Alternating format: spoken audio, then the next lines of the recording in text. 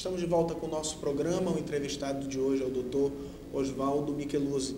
Nós falamos ainda agora de várias dificuldades, limites e possibilidades de negociação coletiva. Falamos também de alguma situação de contratos individuais. Vamos falar um pouquinho agora de assembleias. Existem assembleias de sindicato para deferir uma greve, para buscar uma greve. Só que nos últimos 8 anos, a cada vez mais nós temos visto o esvaziamento de greves. O que o senhor acha que ocasionou esse esvaziamento agora nesses últimos 8 anos? A nossa Constituição garante para os trabalhadores a proteção contra a despedida arbitrária. Em decorridos 22 anos, ninguém fala nesse assunto. Se fala em reforma da CLT, se fala em reforma sindical, mas garantia, proteção contra a dispensa arbitrária, não se toca nesse assunto. E o trabalhador fica totalmente inseguro. Primeiro, ele tem a ameaça do desemprego. Segundo, se ele vai num sindicato que é combativo, o patrão dele já fica olhando atravessado. Se é um sindicato comprometido com a empresa, está tudo bem, porque é um sindicato assistencialista. Então, dentista, da dentista, da médico, da barbeiro, esse tipo de coisa.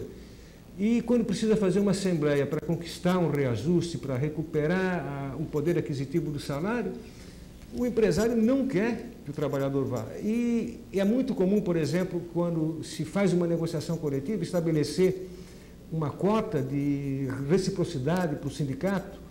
E o que a empresa primeiramente faz? Manda, porque se garante o direito de oposição, incentiva o trabalhador a ir ao sindicato para se opor ao desconto, no sentido de enfraquecer a luta do sindicato para que na próxima negociação ele fraqueje e seja mais aberto a flexibilizações. Se a negociação coletiva é para garantir o progresso social, muitos empresários pensam que com a negociação coletiva podem flexibilizar os direitos dos trabalhadores. E, na verdade, a Constituição foi bem específica naquilo que se pode flexibilizar, que é a jornada de trabalho e salário. Claro que em situações específicas. Então, o sindicato, quando vai negociar esse tipo de flexibilização, tem que cobrar da empresa a documentação e quais as razões pelas quais há necessidade de se flexibilizar esses direitos. Falando um pouquinho agora a gente falou de reajuste. A nossa Constituição prevê, em alguns casos, a redução salarial, salvo aprovação em convenção coletiva. Nunca vi uma convenção coletiva que aprovasse uma redução sem uma assembleia anterior e nunca vi uma assembleia deferir essa redução. Nesses casos, existem, obviamente, reduções sem aprovação de assembleia em convenção coletiva. O que o senhor acha desses casos de redução sem aprovação? Estamos vivendo no estágio de neopeleguismo de alguns sindicatos que trabalham dessa forma ou não? A redução sem aprovação por assembleia é totalmente nula. Sem assembleia não se pode fazer redução salarial. E em Santa Catarina eu já vi a assembleia aprovar a redução como forma de garantir o posto de trabalho, o emprego. Por um determinado tempo, depois se volta, também se reduz a jornada nessa situação. Não há só uma redução de salário, há também uma redução de jornada proporcional e se garante, então, um emprego e outras condições, de tal maneira que não haja dispensa de trabalhadores. Qual o seu posicionamento sobre a redução da jornada para 40 horas?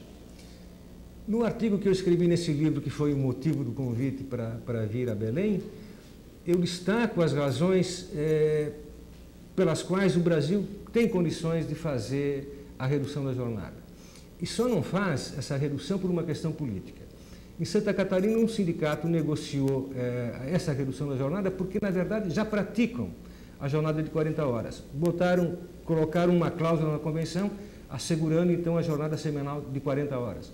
Um mês depois, o presidente do sindicato patronal procurou o presidente do sindicato dos trabalhadores e disse: pelo amor de Deus, vamos tirar essa cláusula porque eu não aguento mais a pressão. Ou seja, não era uma questão da categoria dele, era uma questão de um precedente que prova que há a possibilidade, e muitas categorias já trabalham com 40 horas semanais. Não há necessidade, se for para deixar para negociação coletiva, já conseguir isso, porque os patrões vão dizer que isso é prejudicial. Veja, que nós tínhamos 48. Na Constituição de 88 passou para 44 e se dizia que os empregos iam acabar, que as empresas iam ficar inviabilizadas. E nada disso aconteceu. O empregador não contrata porque ele gosta de contratar, ele contrata porque ele tem necessidade de contratar. E se for estabelecida uma jornada menor, não precisa ser de imediato 40, porque as centrais disseram, faz escalonado, faz 42, depois faz 40, vai se perceber que há a possibilidade, mesmo porque a produção, o aumento da produção no Brasil foi muito maior do que os 10% de redução de jornada. Até porque a gente sabe que com o passar das horas de trabalho, a sua qualidade de trabalho diminui. A qualidade de trabalho na primeira hora da pessoa é uma. Na sétima, entrando para a oitava, ela já está lá embaixo. Exatamente. Não vejo dificuldade nenhuma. Falando um pouco de greve no serviço público. Tivemos uma decisão do TST que disse o seguinte: em greves do serviço público aplica-se a lei privada, já que até hoje não existe uma lei própria que regulariza a greve no serviço público. Só que aplica-se a lei de greve nessa situação, só que no final das contas há uma subserviência dos funcionários ao Estado, já que não há ninguém para julgar esse aumento. O Estado dá, na verdade, quanto é que ele quer. Ou dá 1, 2, 3, 4, 5%, dá o que ele quer, já que não há um julgamento no final. Qual é a solução dessa situação do serviço público e da greve no serviço público e como é que se resolve esses aumentos dos servidores, essas greves que tanto atrapalham as lides trabalhistas? Bom, o servidor público é um servidor da sociedade. Então, me parece que quando há uma greve do servidor público, a sociedade tem que ser convocada, os sindicatos, tanto de trabalhadores quanto de empregadores, deveriam participar desse tipo de discussão. Para não ficar só uma questão corporativa de interesse dos trabalhadores, do serviço público, mas também da sociedade. A Constituição assegura ao servidor público o direito de greve. Né? E o Supremo Tribunal Federal, na verdade, que fez essa adaptação da legislação do setor privado para o setor público. Agora, me parece que está faltando mais diálogo mesmo. E os trabalhadores do serviço público fazem aquilo que todo o assalariado faz, melhorar a sua condição de vida. E precisa, como depende de orçamento, porque se não tiver orçamento para isso, o que adianta eles fazerem a reivindicação? Então, a discussão básica que eu vejo no serviço público é a implantação de plano de cargos e salários, plano de carreira, no sentido de que a pessoa tem estímulo para continuar servindo a sociedade, e eu acho que todo o trabalho tem que ser valorizado. A gente falou um pouquinho do serviço público, falando das greves gerais. O TST cada vez mais vem firmando, dizendo, voltando agora para a situação do mútuo acordo, do consentimento mútuo no ajuizamento do dissídio coletivo, que o senhor já se reportou como contra. Só que ele já, em 2 decisões, para ser mais exato, ele já deu uma exceção à regra, que é quando a outra parte trabalha com má fé. Quando a parte se esconde, por exemplo, para não assinar um comum acordo e não deseja, de maneira alguma, assinar o comum acordo só para não ver julgado o dissídio coletivo. Qual o seu posicionamento numa situação similar a essa? Bom, a nossa Constituição estimula a negociação coletiva. Então, todo o esforço tem que ser feito no sentido de que haja a negociação coletiva. Se as partes não chegam a um consenso, o poder normativo é a possibilidade de resolver esse impasse. Agora, se uma das partes diz que não quer e não diz por que razão, como que o judiciário vai se recusar a intervir numa situação dessa e dar uma solução? Porque o poder normativo é um poder excepcional concedido ao Poder Judiciário Trabalhista. Ele não pode abrir mão disso.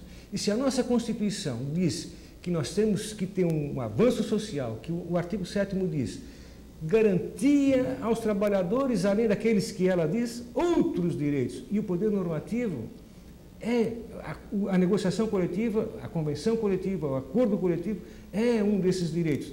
E lá no artigo 114 diz, se não houver a composição, pode-se socorrer do poder normativo. Eu não vejo como o poder normativo da Justiça do Trabalho vai se recusar a analisar as reivindicações dos trabalhadores e possibilitar, então, esse progresso social.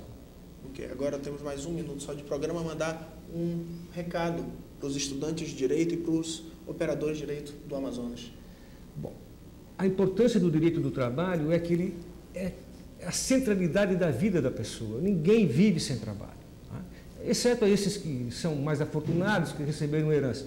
E o direito do trabalho, ele tem esse embasamento da negociação coletiva, porque a negociação coletiva é o aprimoramento do direito do trabalho, é a evolução. O direito do trabalho vibra e se consolida com a negociação coletiva. Essa é a importância.